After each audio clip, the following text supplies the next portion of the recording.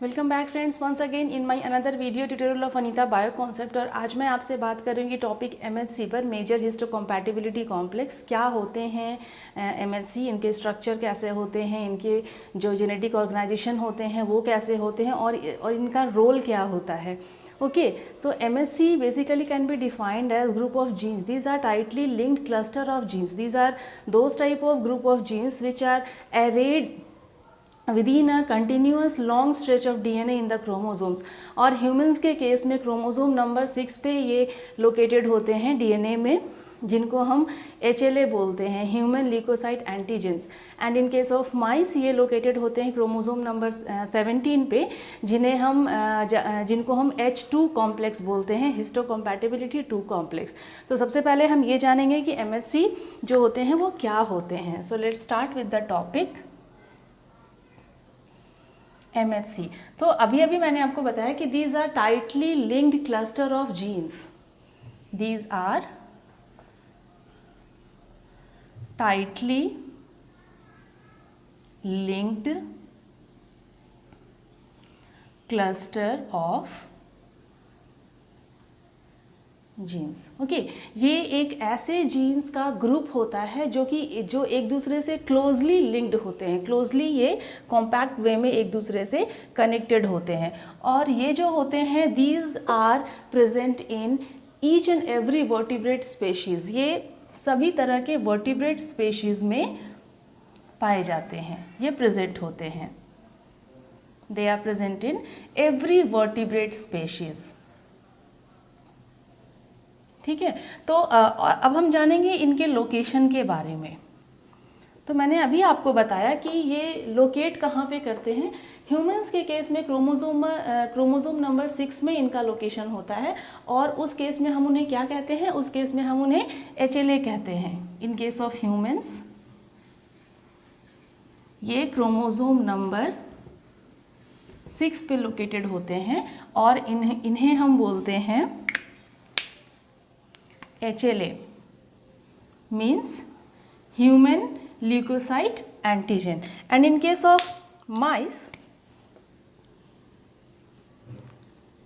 Of mice ये कहाँ पे लोकेटेड होते हैं। इन केस ऑफ माइस ये क्रोमोसोम नंबर 17 पे लोकेटेड होते हैं, क्रोमोसोम नंबर 17। और इनको हम क्या कहते हैं, इन्हें हम H2 कॉम्प्लेक्स कहते हैं। यहाँ पे ह्यूमंस में HLA कॉम्प्लेक्स कहते हैं, और माइस में इन्हें हम H2 कॉम्प्लेक्स कहते हैं, मीन्स हिस्टोकम्पैटिबिलिटी 2 कॉम्प्लेक्स। अब हम देखेंगे MHC का एक और फीचर क्या है। तो MHC are highly polymorphic in nature. वो बहुत ज़्यादा पॉलीमॉर्फिक होते हैं। They are highly polymorphic.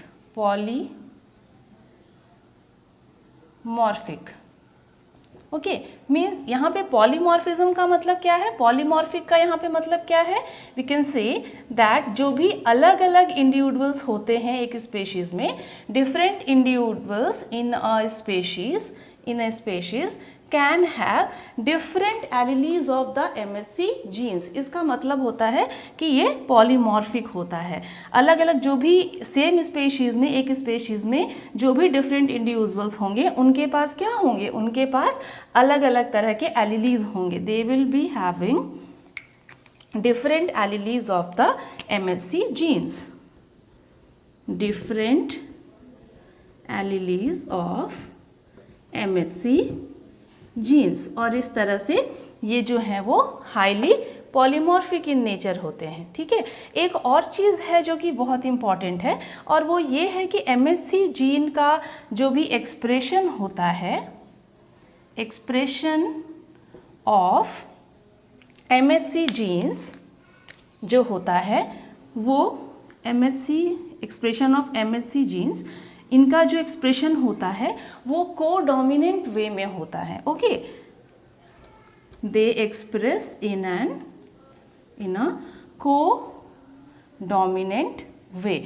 अब हम देखेंगे कि जो कोडोमिनेंट वे है वो कहाँ से आया। मीन्स हर किसी में हर इंडिविजुअल में जो एक हैप्लोटाइप होता है वो मदर से आता है और दूसरा हैप्लोटाइप जो है वो फादर से आता है। ओके, सो यहाँ पे हम लिख दें कोडोमिनेंट का मतलब क्या है, one haplotype comes from mother and another from father।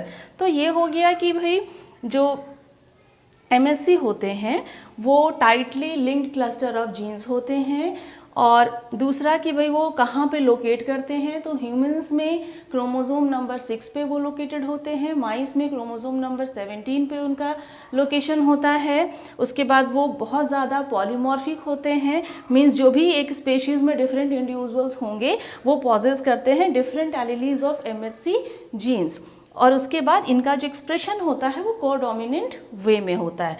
तो ये तो हो गई कि MHC जो होते हैं मेजर हिस्टोकम्पैटिबिलिटी कॉम्प्लेक्स वो क्या होते हैं।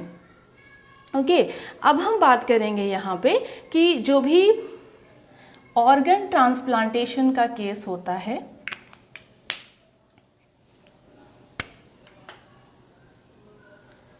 सपोज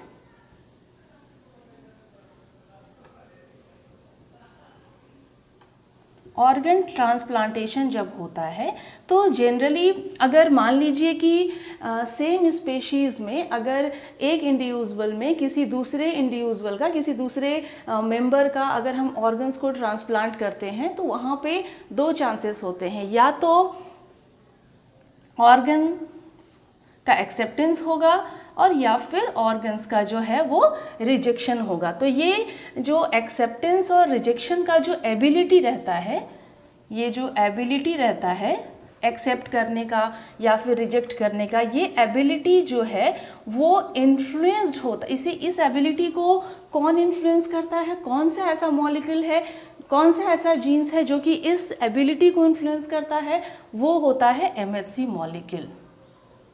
सो MHC मॉलिक्यूल के पास किसी भी ऑर्गन ट्रांसप्लांटेशन के प्रोसेस को, ऑर्गन ट्रांसप्लांटेशन का जो प्रोसेस होता है वहाँ पे इसके पास ये कैपेसिटी होता है, इसके पास ये एबिलिटी होता है कि वो या तो एक्सेप्टेंस शो कर सकता है या फिर वो रिजेक्शन शो करता है। Means it can influence the ability of organism to accept or to reject the transplanted tissues और organ। ये उसे एक्सेप्ट कर सकता है या रिजेक्ट करता है। और ये जो है वो सेम स्पेशीज़ के अगर किसी दूसरे एक मेंबर से दूसरे मेंबर में या दूसरे मेंबर से किसी फर्स्ट या तीसरे मेंबर में जो भी ऑर्गन्स का ट्रांसप्लांटेशन होता है उसके लिए ये एबिलिटी रखता है, मेजर हिस्टोकम्पैटिबिलिटी कॉम्प्लेक्स। तो ये तो हो गई एक और बात। एंड देन आफ्टर हम यहाँ पे बात करेंगे, हम यहाँ पे जो है एक कंक्लूजन पे पहुँचते हैं। We conclude here. हमने यहाँ पे क्या कंक्लूजन निकाला, हमने यहाँ पे ये कंक्लूजन निकाला कि जो MHC है क्योंकि उनके पास ये इन्फ्लुएंस करने का ये जो एबिलिटी है MHC के पास कि वो एक्सेप्ट कर सकता है या रिजेक्ट कर सकता है। तो हम यहाँ पे दो बातें जो हैं हमने यहाँ पे कंक्लूड किया कि MHC is having an important role to play. यहाँ पे MHC के पास दो इम्पॉर्टेंट रोल आ गए हैं, और इसमें है क्या कि सबसे पहले तो ये है कि इंटर सेलुलर रिकॉग्निशन, ये इंटर सेलुलर रिकॉग्निशन कर पा रहा है तभी ये एक्सेप्ट या रिजेक्ट जो है वो करेगा, उसके लिए वो इंफॉर्मेशन प्रोवाइड करेगा। एंड देन आफ्टर दूसरा हमारे पास आता है कि सेल्फ और नॉन सेल्फ के बीच में ये डिस्क्रिमिनेट भी कर सकता है। So the second point will be discrimination in between the self and non self, discrimination between self and non self. तो ये हो गया कि MHC का क्या यहाँ पे रोल है। अब हम थोड़ा सा ये देख लेते हैं, MHC के कॉन्टेक्स्ट में ही है। and this is very important information that what are B cell receptors and what are T cell receptors। तो ये हम जो B cell receptor और T cell receptor को समझना चाह रहे हैं वो आखिर क्यों हमें इस इंफॉर्मेशन को जानना होगा, क्योंकि जो B cell receptor होते हैं वो क्या होते हैं, B cell के सरफेस पे जो भी एज रिसेप्टर का काम करते हैं लिगेंड मॉलिक्यूल को एक्सेप्ट करने के लिए या रिसेप्ट करने के लिए। तो B cell receptor मैंने आपको बताया था कि जो भी B cell receptor होते हैं वो इम्यूनोग्लोबुलिन मॉलिक्यूल होते हैं, वो एंटीबॉडी मॉलिक्यूल होते हैं। ओके, और ये एंटीबॉडी मॉलिक्यूल क्या काम करते हैं, ये एंटीबॉडी मॉलिक्यूल एंटीजेंस को रिकॉग्नाइज करते हैं। तो ये बेसिकली उन तरह के एंटीजेंस को रिकॉग्नाइज करते हैं, ये उन तरह के एंटीजेंस को रिकॉग्नाइज करते हैं जो कि एलोन, जो कि सिंगल होते हैं, जो किसी और मॉलिक्यूल के साथ एसोसिएटेड नहीं रहते हैं।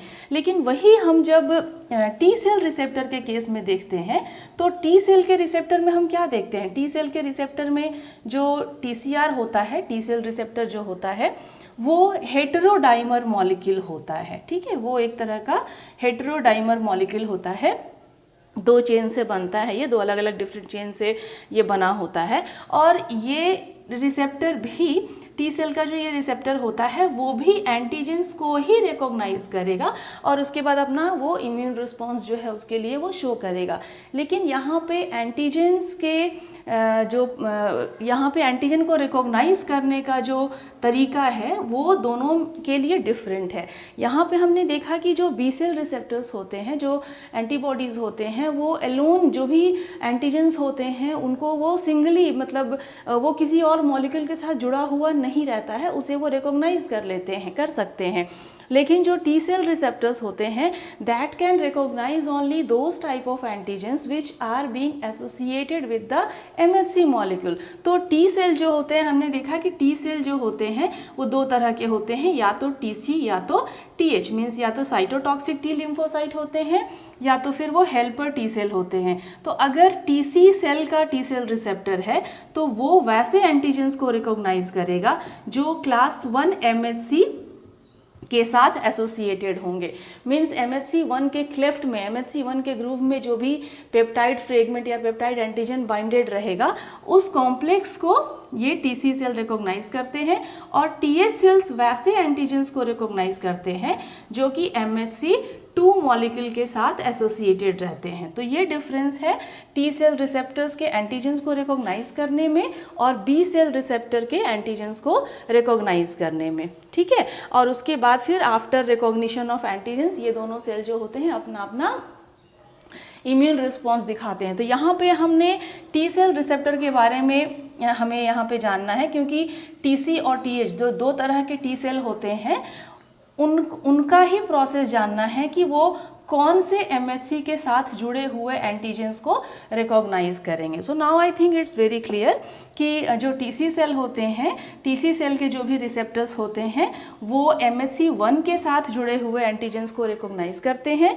और TH सेल्स जो होते हैं वो MHC2 के साथ जुड़े हुए एंटीजेंस को रिकॉग्नाइज करते हैं। तो हमने यहाँ पे देखा कि जो MHC मॉलिक्यूल्स हैं, MHC मॉलिक्यूल्स, उनका एक और फंक्शन यहाँ पे सामने आ रहा है कि ये जो है वो इनेट और एडेप्टिव दोनों तरह के इम्यून सिस्टम में भी, इम्यून रिस्पॉन्स में भी वो अपना पार्टिसिपेशन दिखाते हैं। और क्या है इनका पार्टिसिपेशन, MHC मॉलिक्यूल्स जो है वो एंटीजन प्रेजेंटिंग मॉलिक्यूल्स की तरह काम कर रहे हैं। ठीक है, और ये एंटीजेंस को किनके कॉन्टेक्स्ट में प्रेजेंट कर रहे हैं, ये किनको प्रेजेंट कर रहे हैं एंटीजेनिक पेप्टाइड फ्रेगमेंट को, टी सेल्स को। तो यहाँ पे MHC मॉलिक्यूल्स जो है हम उन्हें कह सकते हैं कि वो एंटीजन प्रेजेंटिंग मॉलिक्यूल्स की तरह भी फंक्शन करते हैं। तो अब ये I think it's clear that MHC क्या होते हैं और उनका जो फंक्शंस है, उनका जो प्रॉपर्टीज़ है वो क्या है और उनके जो फंक्शंस है, ये मैंने आपको बहुत ही शॉर्ट में बताया, क्योंकि MHC टॉपिक जो है that is very huge topic.